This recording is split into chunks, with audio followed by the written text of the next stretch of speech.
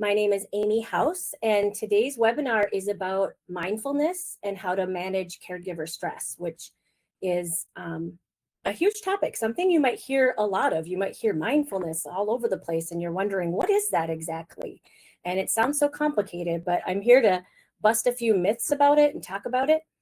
I am a care navigator with Tembo Health, but you may also know me because I am a dementia educator in Minnesota, and I have a podcast called Think Dementia when I'm not working for Tembo. And I love that Tembo has given me this platform to reach so many people around the country, whether they're in our program or not in our program, that we want to make sure we're giving back and giving caregivers really good skills.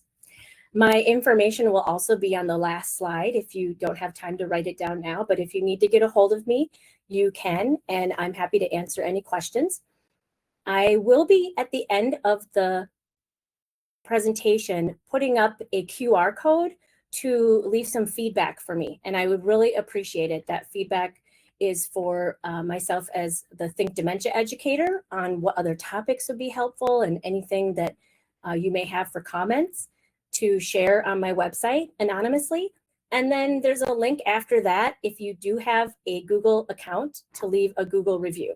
I'm a one-woman show, and everything that I have done so far has just been by word of mouth. So I would really appreciate it. I have like 3 reviews now because I just started doing this, but building that up would be awesome for having other people find me to do speaking events, whether it's a webinar or coming to their place of worship or going to senior living. I'm always looking for new places to spread good information. So the 3 things that I'm going to talk about today are your self-care buckets, and we're going to go over some myths and facts about mindfulness. And then we're going to go through some mindfulness activities. If we have time, we might actually do them together, or I'll just describe them to you. Feel free to send me an email if you want a PDF of this so that you can see what those are. Imagine 6 buckets that are sitting there empty. And you may be thinking to yourself, well, how am I supposed to fill these buckets when I am taking care of somebody living with dementia?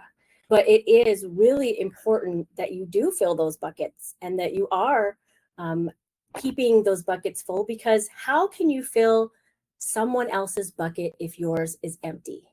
It's just like how they say, how can you fill someone else's glass when yours is empty? And when they talk on an airplane about how you put the oxygen mask on yourself first before you put it on somebody else. And with that, I just wanted to imagine 6 buckets, because there are so many things that you're probably already doing for your self-care. And I want to make sure that you give yourself credit for those things, that you're really thinking about how you're able to keep those buckets full, but also giving yourself a little pat on the back for what you're already doing, because it can seem like a lot when you're a caregiver to try to do anything with those buckets. One of those buckets that you may already be doing because you're here is your education bucket.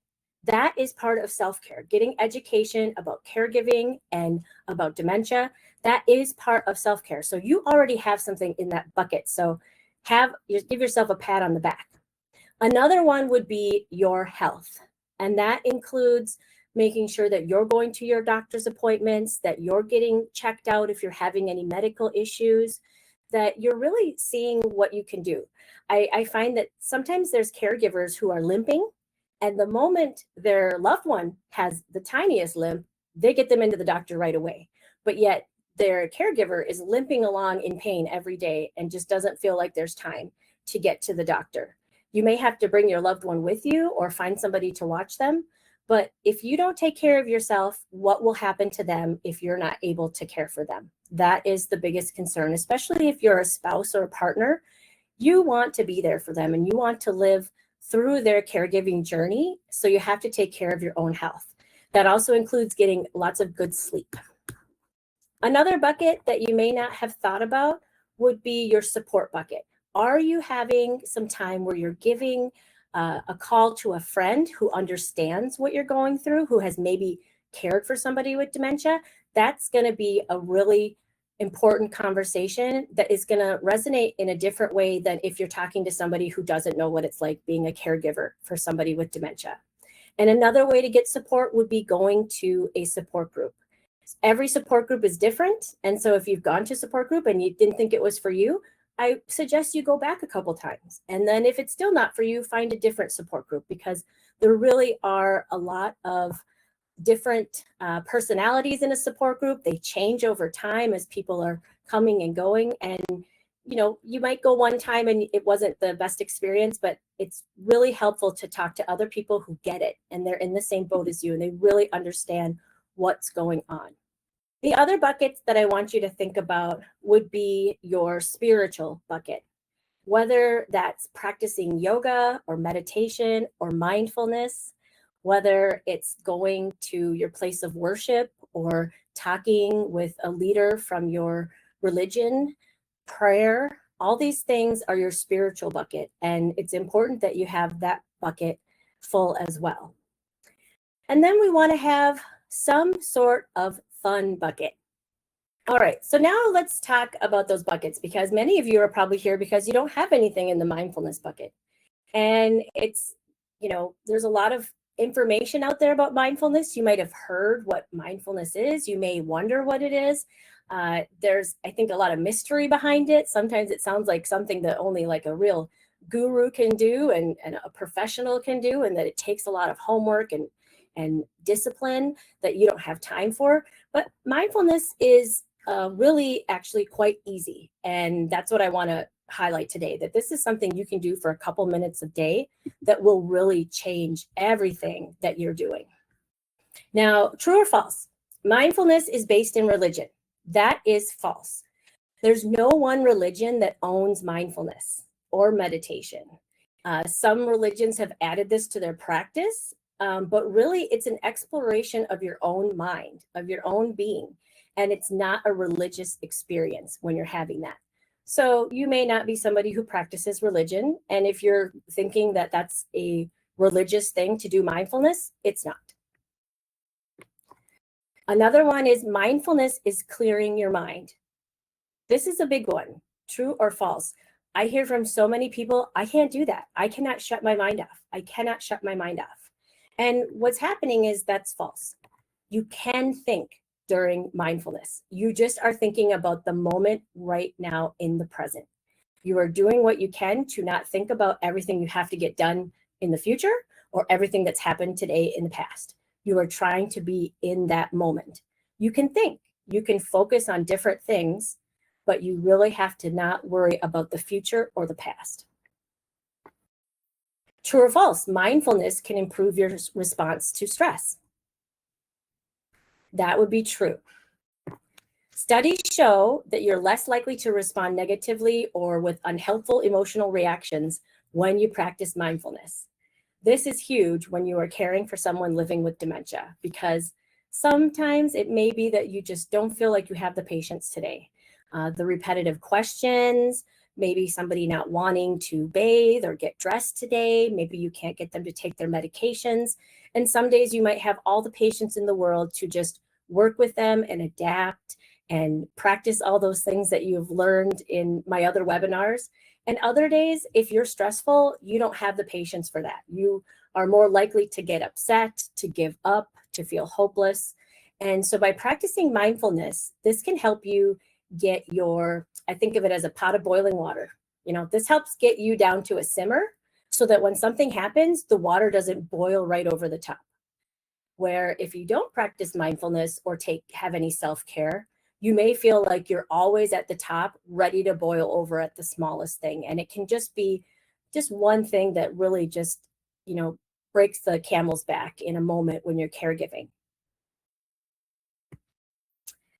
Mindfulness helps fix something that is wrong with you. True or false? This one is false. Mindfulness is exploring your own mind and to build on your own strengths. You do not need to be fixed. You are not here at this webinar because there's something wrong with you or you need to be fixed. You're here to build on your own strengths that you already have and add to your bucket, add to your mindfulness bucket so that you can pull from there when you need it and feel like you are really taking care of yourself, even if it's just 5 minutes a day. And true or false, mindfulness can protect your brain. This one is true. UCLA School of Medicine and a research center of aging in Australia showed in studies that there are protection from gray matter atrophy in those that practice mindfulness.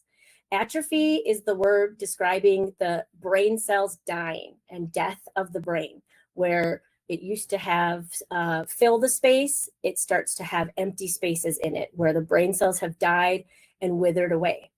When you have that atrophy in your gray matter, you're going to have challenges with cognition.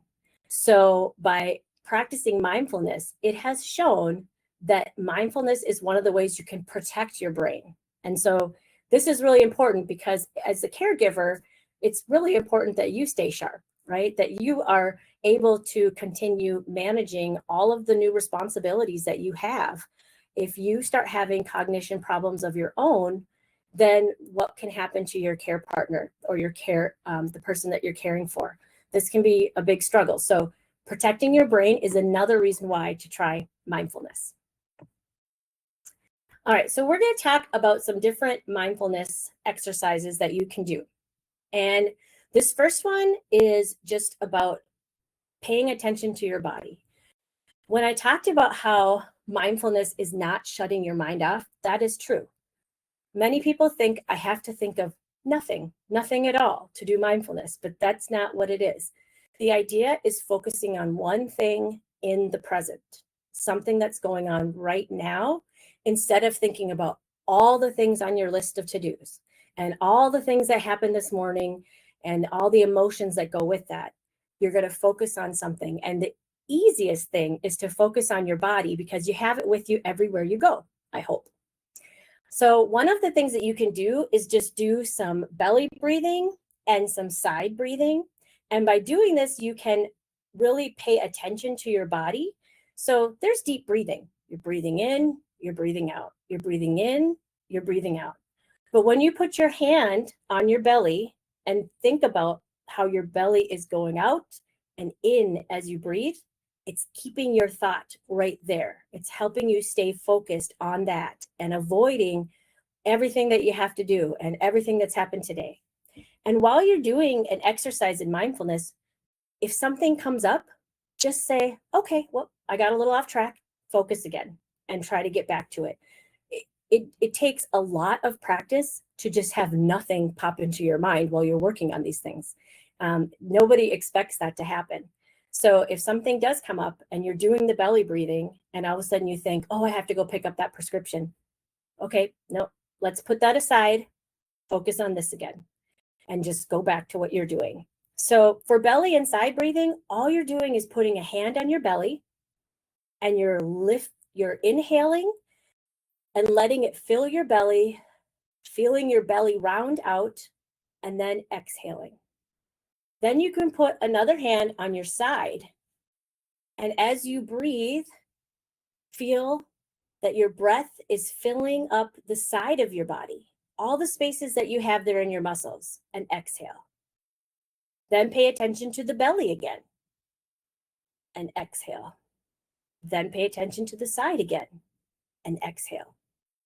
This seems so simple, and I'm sure you're all going, oh my goodness, Amy, what are you doing now? But this is real because you're thinking about how your belly is expanding and rounding out and contracting back down. You're thinking about the spaces in your side of your rib cage opening up and filling with air. And when you're thinking about those things and not everything that you have to do or everything that's happened, you are being mindful. Start with just 5 minutes a day.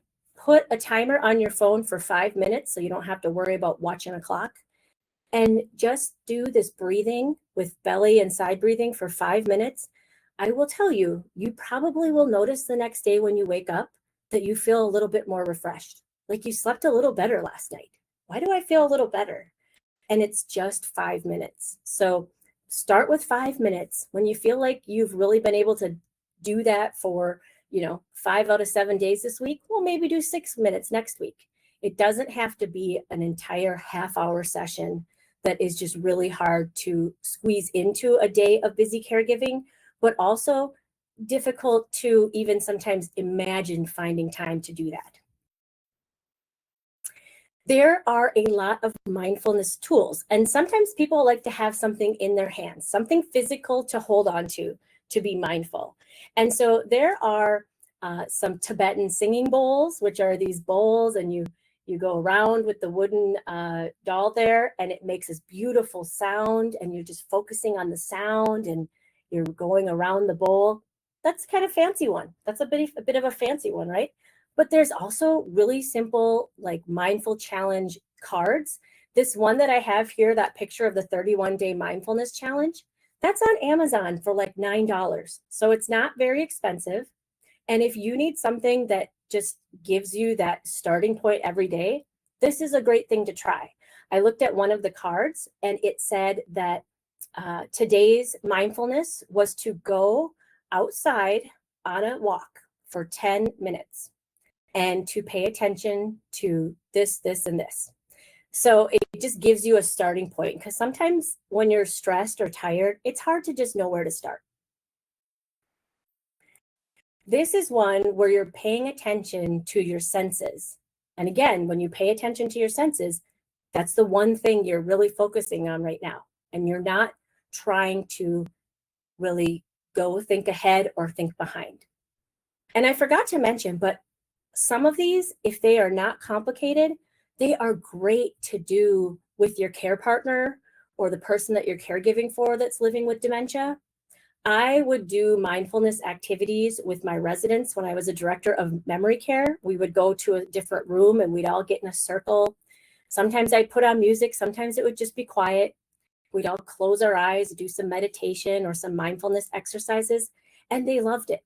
They really did, because again, this is a tool for their toolbox as well. And you may find that if your loved one is anxious or they're not sleeping good, that taking time and doing the mindfulness together might be a great way for you to spend time together and also help them fill their buckets.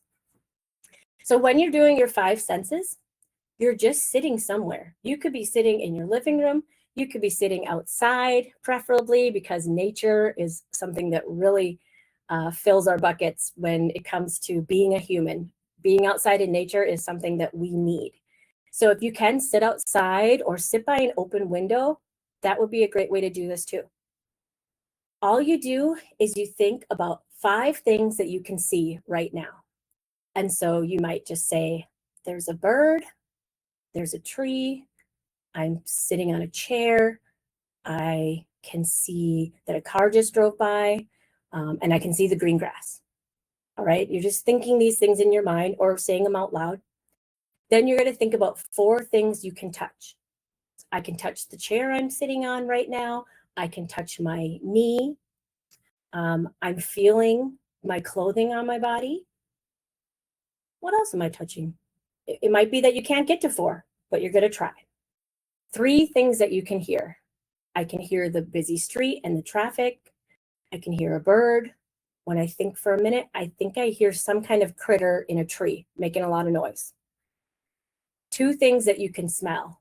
This is a tough one, because I don't think we take a lot of time sometimes to think about what we smell unless it's really good or really bad. But think about it. Can you smell something in the air? Can you smell some bread from a nearby restaurant? Can you smell that somebody just cut the lawn? Maybe you don't smell anything and you want to find something to bring out there with you when you do a mindfulness activity like this, like a perfume that you like or some essential oils. And then 1 thing that you can taste. It might be breakfast. It might be that you have the taste right now is salty in your mouth. Is it sweet in your mouth? It's hard to describe, but when you think about each sense, this is, again, paying attention to the moment.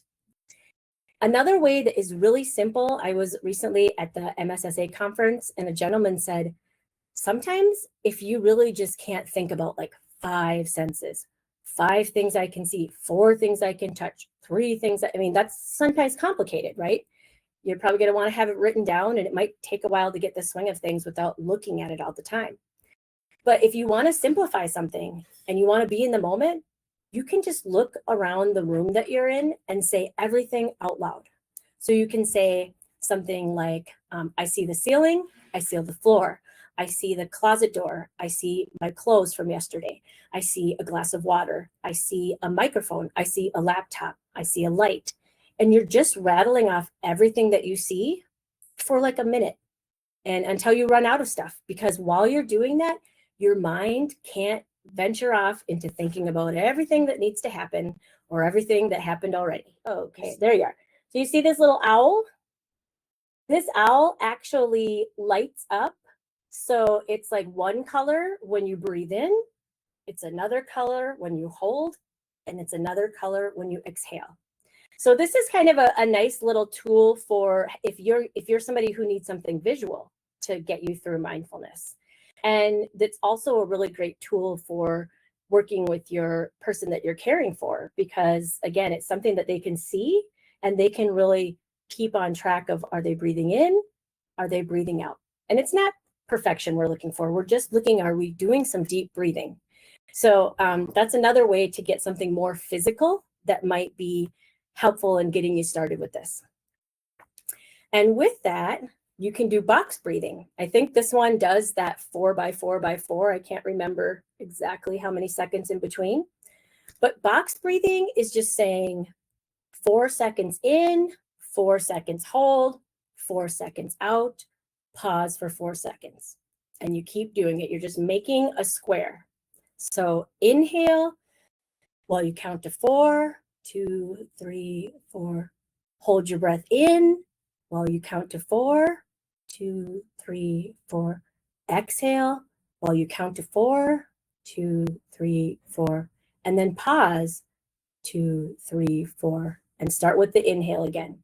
You're just repeating that. And this is an easy one to learn and do on your own and be able to do anywhere. You can do this in the grocery line if you need to, right? If you just need that moment to do some breathing, just imagine the 2, 3, 4 after every inhale, hold, exhale, pause.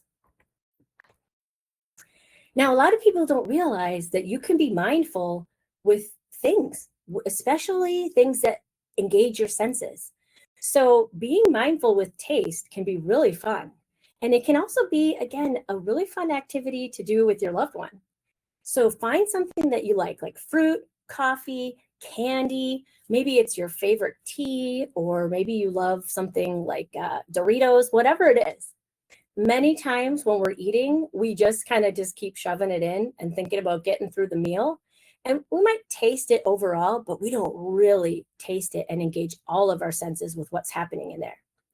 And so by taking a very tiny small piece of whatever that is, or a tiny shape, or a tiny sip of it, you're going to first look at it and engage your sight and say, this is what it looks like. Think about the shape, think about the color. What is that like? Then you're going to engage your smell and really smell that food before you do it. My husband smells everything before he eats it because he watches a lot of cooking shows. It drives me crazy, but I see why he does it now, because it really does get you prepared with, well, what does it smell like compared to what does it taste like? So smell the food, think about what you smell, put it in your mouth, and hold it in different parts of your mouth before you get chewing. This is really important because so many times we put something in our mouth, we get chewing, we swallow. So this is taking a moment to just hold it in your mouth and thinking about the texture of it. What are you tasting by just holding it in your mouth? And then really slowly chew it up and swallow it. And when it's gone, think about what taste is still in your mouth. This is mindful eating. And again, you don't have to be a professional to do this. You could do this for, 2 minutes in the morning with your morning cup of coffee. If that's the time of day before your loved one gets up and you need to pay attention to them and you're taking that time for yourself, take a moment and look at what you're going to have. Think about it. Take a very small bite. Really feel it in your mouth. Think about the taste and think about the taste after it's gone. Really take a moment to do that, and that's being mindful. There's also a mindfulness app on the Apple Watch. I have not seen it on my Apple phone, but if you have an Apple Watch, it's called Mindfulness. It's very simple. You click on it and it has, I think, 3 different ones to choose from. And it has like a really pretty picture that kind of expands for breathing in and contracts for breathing out. They have another one that might be about your senses. But there are so much technology out there. If you want to look into that, there's free stuff. There's apps that are free. There's YouTube videos on meditation and mindfulness, and a story that you can listen to that will keep you mindful. Having a guided meditation can be really helpful. And then there's even podcasts on mindfulness. So the technology is out there too. I just want everybody to know that you don't have to go to mindfulness school to get this going. There's lots of different ways to do it. You might be the person who likes to hold something, the person who likes to watch something, and you might be the person who wants to listen to something. And all those options are available. Body scan. This is a really simple one and also a really good one that I would do with my residents. And they really liked it. And we would just start at the top of our body and we would flex the muscles in each area. And I would guide them through this. I would just say, okay, so squeeze the muscles in your forehead. Now tighten the muscles in your jaw. Now scrunch up your shoulders. Now flex your biceps. Clench your fists. We would go through all the parts of our body down to the toe. And then we'd either start again at the head and do it a second time, or we'd start at the toes and work our way back up. These are things that you don't need to buy anything to do. You can do this in the car at any time when you're sitting in traffic. It's something that is very easy. And then I also want to point out that mindfulness doesn't have to be just sitting and taking in the senses. You can be mindful when you're moving. And if you're a person who's like, I can't sit still, I can't sit there, I can't just sit still for 5 minutes, this is going to be impossible.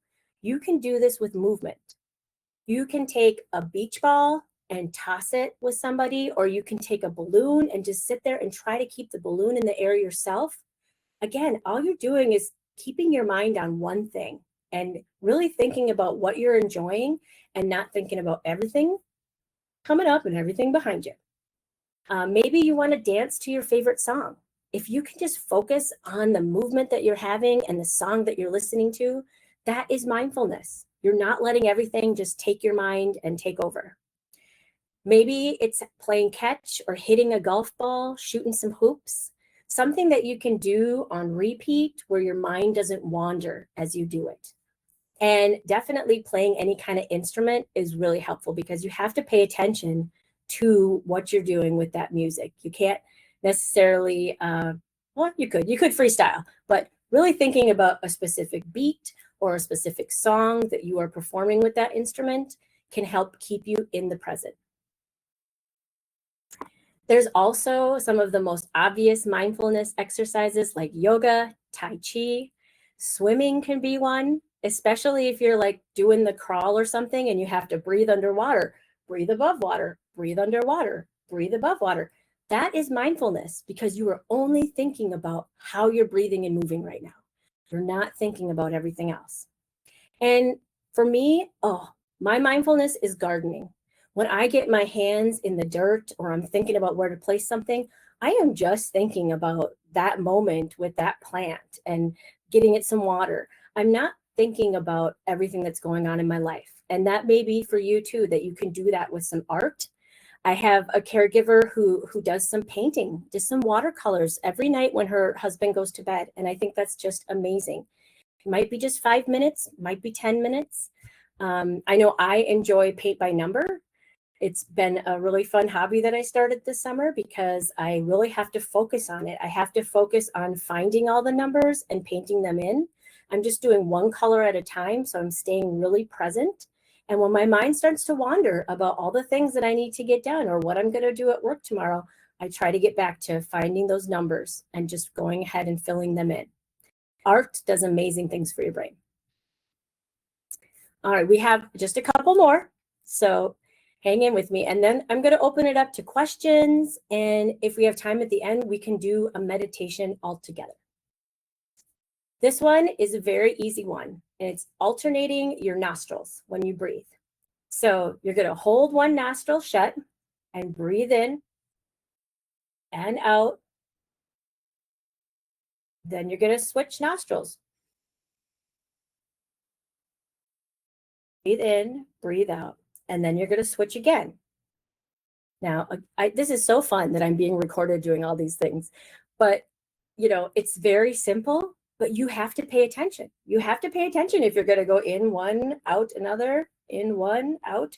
You have to pay attention to that. And that's another one that's really easy to do with your loved one and have them also get the same benefits. All right, this is the meditation that we're going to take some time for at the end of this. Right now, I am going to put up a couple things. I'm going to put up my information so that if you do want me to send you a PDF of this, so you have all these written down. If you want me to send you my buckets, I will find them. I don't know where they disappeared to. And if you want to do something like leave me a review on Google, look into anything with the Medicare Guide program, here's everything you need to do that. And if you have a moment, I am going to switch to a full screen because we're going to be doing that meditation at the end where we're doing it together and you won't be looking at all of this. And what I'd like to do now is take a moment and do this meditation together. All right, I've done this one with my residents, but I've also done this at my support group. And one of my friends who's a co-facilitator and a former caregiver, she really liked this one. And you can change it to however you want. I will be releasing a recording of this, so you could put it on the recording and listen to my voice again if you like my voice. Otherwise, you could record this yourself and make your own, or do this with your loved one. And we're going to do a meditation that is taking a trip on a beach, but you can also take a trip into the woods. You can take a drive. There are so many places that you can imagine while you do this, but the idea is making sure that you're really staying focused. And if something comes to mind where all of a sudden you're thinking about, okay, how many more minutes of this webinar? Just go back to where you were and try to focus on what I'm talking about and what you're feeling and the senses that you're imagining. So everybody take a moment. We're going to close our eyes and we're going to take 3 deep breaths.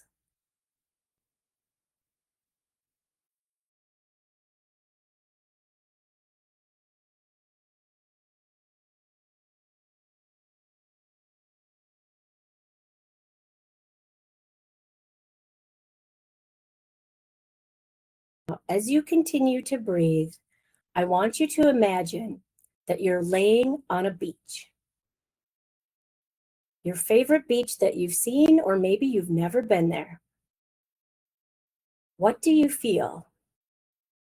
Can you feel the sand supporting your body as you sink into the sand and get comfortable? Imagine what that would feel like.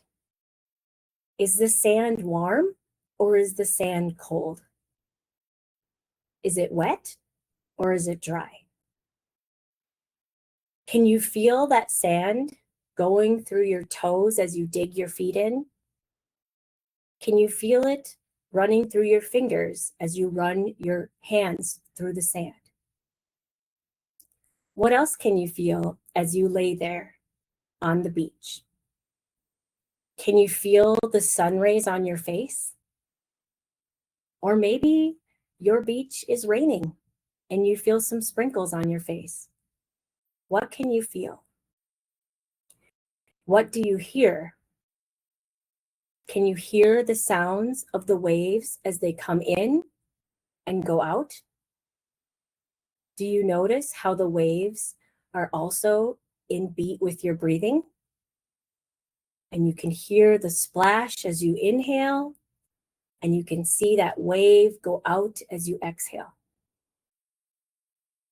What else do you hear? Can you hear the sound of the seagulls? Birds in the sky chirping at each other? Are there seagulls that are fighting over a piece of bread? Hear everything around you on your beach. Maybe you have the sounds of children playing. Maybe you can hear the sounds of somebody tossing a beach ball back and forth, and you can hear it as they catch it. And then there's a pause and you hear another catch. Maybe there's a dog on your beach, and you can hear them as they're running back and forth into the water, playing fetch. Or maybe you can hear them as they're barking at the waves, thinking the ocean is alive. Think about, with your eyes closed, picturing that bright sun shining down, a light on your closed eyes and warming your body. Bright sun is all you can see. Now you can imagine the shadow of a kite flying over you. The kite makes a shadow and you can feel it on your face as your face cools just for that moment while the kite is flying over. Take a moment and look at that kite. What color is it? Does it have a tail? Does it have any ribbons or bows on it? Imagine that kite floating off far, far away into the sky. Somebody let go of it, and you're feeling like your stress is drifting away with it.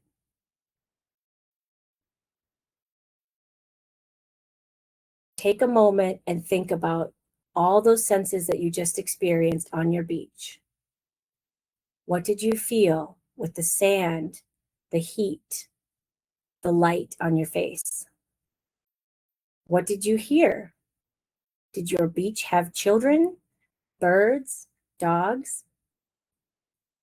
And what did you see? Did you see the waves coming and going?